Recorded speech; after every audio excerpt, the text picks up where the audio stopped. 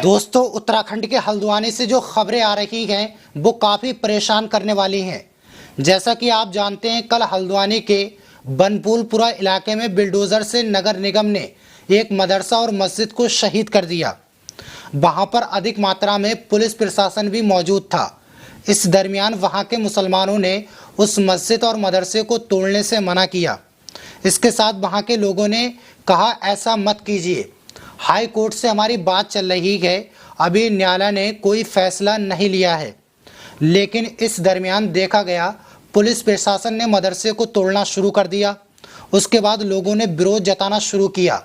महिलाएं मदरसे को बचाने की बात कर रही थीं, लेकिन पुलिस ने मुस्लिम महिलाओं पर लाठी बरसाना शुरू कर दी। उन्हें बेरहमी से पीटा गया, यहाँ तक कि पुलिस ने उन्हें ज़मीन पर घसीटा। सारे वीडियो सोशल मीडिया पर मौजूद हैं। उसके बाद हालात धीरे धीरे ख़राब हो गए। पत्थरबाजी हुई, पुलिस ने भी पत्थरबाजी की, गोलियां चलाईं। कई लोगों की मौके पर ही मौत हो गई। फिर बनपुलपुरा सड़कों पर आगजनी हो गई, कई गाड़ी जलकर राख हो गई। इसके बाद उत्तराखंड के मुख्यमंत्री पुष्कर सिंह धामी ने ये ऑर्डर दिया कि शूट एंड साइट किया जाए, यानी जिसे भी बाहर देखें उसे वहीं गोली मार दी जाए। इसके बाद 6 मुस्लिम व्यक्तियों को गोली मार दी गई और उनकी मौके पर ही मौत हो गई। इसके बाद वहां के डीएम का बयान आया। उन्होंने सिर्फ मुसलमानों को इसका जिम्मेदार ठहराया। पुलिस की सारी गलतियों को मैडम जी ने छुपा दिया। डीएम साहिबा का आगे कहना है, इस मामले में जाति धर्म की कोई लड़ाई नहीं है।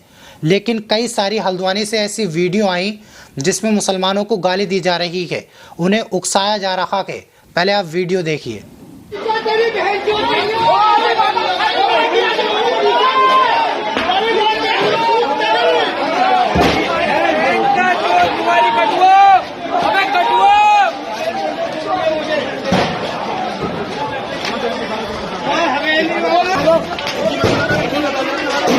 इस वीडियो में आपने आवाजें सुनी, मुसलमानों को गाली दी गई।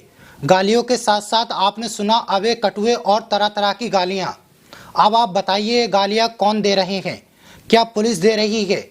पुलिस तो नहीं दे रही है, तो फिर कौन है ये लोग? दोस्तों, किस तरह से हल्द्वानी के माहौल को बिगाड़ने की कोशिश की गई, इस वीडियो को देखकर आपने अंदाजा लगा लिया होगा। ये कौन आगजनी कर रहा है, ये कौन पत्थरबाजी कर रहा है, कौन गाली दे रहा है। मैं इस बात से इनकार नहीं कर रहा हूं कि मुस्लिम मोहल्ले से पत्थर नहीं मारा गया, लेकिन आप तस्वीरें देखकर अंदाज़ा लगाइए, जो लोग ये कह रहे हैं इसमें कम्युनल एंगल नहीं है। क्या कटुआ कहकर मुसलमानों की माँ बहनों को गंदी गंदी गालियाँ दी गई? वीडियो में देखा गया, मामले को किसी और दिशा में ले जाने की कोशिश की गई। क्या अब इन हिंदू लोगों पर कार्रवाई होगी? ये बड़ा सवाल है। अब आपको हल्द्वानी के विधायक जी का बयान सुनाते हैं। उन्होंने इस पूरे मामले पर क्या कहा, पहले आप वीडियो देखिए, फिर आगे की चर्चा करते हैं। से पूरा घटनाक्रम हुआ, किस तरह से देखते हैं? क्या माहौल ऐसा रहा कि इतनी बड़ी घटना हो गई? नहीं, देखिए, तो बहुत बड़ी चूक है प्रशासन और जो प्रशासनिक अधिकारी हैं जिनका बड़ा उतावलापन है। क्योंकि अभी वो जब कोर्ट अप्रोच जिन लोगों ने करा था, उन्हें 14 तारीख की डेट उनके पास थी, लेकिन जल्दबाजी में और बिना कॉन्फिडेंस में लिए हुए वहाँ के जो लोग हैं, जो मौजूद लोग हैं, जो उनके मौलाना लोग हैं, अगर उनको कॉन्फिडेंस में लेके बात करी जाती है, आप एकदम वहाँ पहुँच जाते हैं और बिना इन्फॉर्मेशन के और ऐसी कार्रवाई को अंजाम दिया। लेकिन अनुचित हुआ जो भी हुआ। आज आज़ादी के बाद से आज तक कभी हल्द्वानी शहर में ऐसा हमने कभी नहीं देखा। तो बड़ा काला दिन है, बड़े दुख का विषय है।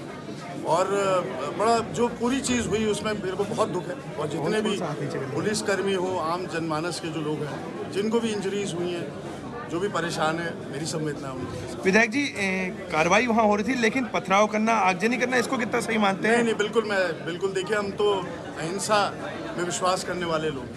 कोई तरीका होता है अहिंसा के रास्ते से सब कुछ मिल सकता है। तो हिंसात्मक कार्रवाई जो हुई है, मैं उसकी घोर निंदा करता हूँ। अब क्या मांग करते हैं? नहीं, मेरी मांग है कि इसकी पूरी जांच हो कि इसकी जो शुरुआत हुई, ये कैसे शुरू हुआ, और ये जो उतावलापन कुछ प्रशासनिक अधिकारी बहुत बड़ा अपने को समझते हैं और बिना, क्योंकि लॉ एंड ऑर्डर सबसे बड़ा विषय होता है प्रशासनिक अधिकारी। और आज उस विषय में वो फेल हुआ। क्या मुख्यमंत्री से आपकी बात हुई है? मेरी मुख्यमंत्री जी से 2 बारी वार्ता हुई। मेरी पहले भी उनसे वार्ता इस विषय में हुई थी और उन्होंने अपनी चिंता जताई और उन्होंने मुझसे यही कहा कि आप जितने लोगों से आप कह सके। तो मैंने जितने लोग को संभव थे, जो सीनियर लोग हमारे थे, हालांकि वो तो एक मॉब थी, किसी की सुन नहीं रही, लेकिन आज क्योंकि एक कोई मौलाना साहब उनकी मृत्यु भी हो गई थी, तो जो यहाँ के शहर के जो बड़े मौलाना थे वो यहाँ मौजूद नहीं थे। अगर शायद वो होते तो आज शायद ये स्थिति नहीं। दोषियों पर कार्रवाई होनी चाहिए, इसे मानते हैं? बिल्कुल। देखिए, दोषी जो भी है, देखिए शुरुआत हमें करनी पड़ेगी कि कार्रवाई की शुरुआत किसने करी, उनका दोष क्या, उनकी कमी क्या रही है। बेचारे पुलिस बल जो ये ले गए, ये पुलिस के लोगों को जो चोट लगी है उनके कारण से लगी है ना। तो ये बहुत बड़ा एक इस पर पूरी जांच बैठनी चाहिए और दोषी जो भी हो, देखिए संपत्ति, सरकारी संपत्ति पे आग लगाना, वाहनों पे आग लगाना, ये बिल्कुल कहीं पे भी ऐसी चीज कबूल नहीं हो सकती है। दोस्तों, आपको हल्द्वानी के विधायक जी का बयान सुनकर पूरा मामला समझ में आ गया होगा, जिसमें उन्होंने कहा ये अधिकारियों के उतावलेपन और चूक का नतीजा है। कोर्ट में 14 तारीख को सुनवाई होनी थी, लेकिन जल्दबाजी में और मौलानाओं को कॉन्फिडेंस में लिए बिना इसको कार्रवाई को अंजाम दिया गया। इस केस की शुरुआत से जांच होनी चाहिए। यानी ऐसा क्या उतावलापन था पुलिस प्रशासन को कि उन्होंने 14 तारीख का भी इंतजार नहीं किया, 6 दिन पहले ही कार्रवाई कर दी, जिसके बाद विरोध हुआ और 6 मुसलमानों को शहीद कर दिया गया। अब उत्तराखंड की सरकार कह रही है जिन लोगों ने इस मामले में हिस्सा लिया है उनकी संपत्ति जब्त की जाएगी, यानी कि उनकी ज़मीन और जो घर है वो जब्त कर लिया जाएगा। अब आप मुझे बताइए, जिन माँ बाप के 6 जवान लड़के मारे गए, क्या उनको पुलिस और सरकार लौटा पाएगी? हरगिज़ नहीं लौटा पाएगी। यहाँ पर सोचने वाली बात है, जब 14 तारीख तक के लिए कोर्ट से स्टे ऑर्डर था, उसके बाद मस्जिद और मदरसे पर कार्रवाई क्यों की गई? ये जांच का विषय है। आप सभी लोग अपनी राय कमेंट बॉक्स में ज़रूर दीजिए। हम सभी लोगों से अपील करते हैं, कृपया शांति बनाए रखें, किसी भी अफवाह फैलाने वाले का हिस्सा ना बने। इस पूरे मामले में सबसे बड़ी गलती पुलिस प्रशासन की है कि उन्होंने बगैर सोचे समझे बिना मौलाना साहब से बात किए, वहाँ के बड़े लोगों से बिना बातचीत के जल्दबाजी में कार्रवाई कर दी और उसका नतीजा आप सब लोगों ने देखा। 6 लोगों को बेरहमी से हत्या कर दी गई, हल्द्वानी की सड़कों पर आगजनी हुई, उसके बाद धारा 144 लगा दी गई, देखते ही गोली मारने के ऑर्डर भी दे दिए गए, स्कूल कॉलेजों को बंद कर दिया गया। यकीनन आपको पूरा मामला समझ में आया होगा। जो मैंने आपको बताया यही सच है। टीवी अखबार जो दिखा रहा है वो एक तरफा दिखा रहा है।